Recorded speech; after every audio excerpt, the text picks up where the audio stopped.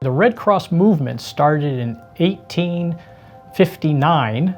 There was a gentleman, he was Swiss, his name is Henry Dunant, and he was on the battlefield in Italy, and he saw the horrors of this particular battle and thought that there needed to be a relief agency or entity that would help the people on the battlefield. And that was really the precursor of the Red Cross.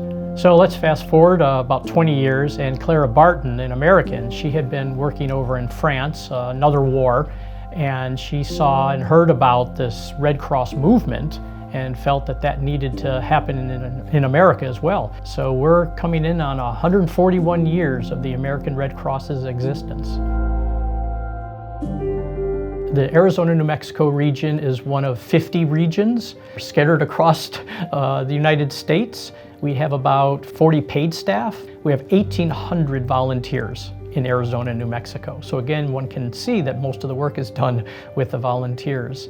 And we get a lot of support from corporations and individuals in any number of different ways, and it helps us to deliver our mission. And fundamentally, at the end of the day, we're here to deliver on that mission to alleviate human suffering. On top of blood donations, and we collect about 40% of the nation's blood supply. We provide that to over 3,000 hospitals, so it's a big part of the Red Cross. But you might think about, we also provide training for CPR and AED training. We actually do babysitting classes. We do lots of classes around lifeguarding, so people can get certified as a lifeguard.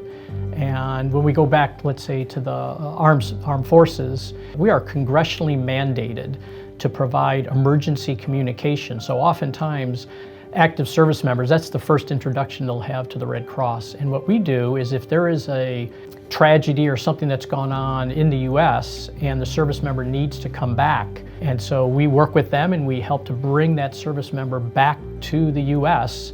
You know, we are a force for good, and that's not a cliche. We are a force for good. And we're often in situations, in environments where people are having their darkest hour, just unimaginable trauma. You know, we've trained our folks to understand that and to build resiliency with those folks and to get them on that first step. It's the first step up the ladder after they've been impacted by something. And we're there to boost them up onto that first step, and then to help them onto the second step. And pretty soon, right, they don't need us. We have the most amazing people in this Arizona and New Mexico region and throughout the Red Cross, and they're the ones that get it done. I'm blessed to be able to be part of an organization like this.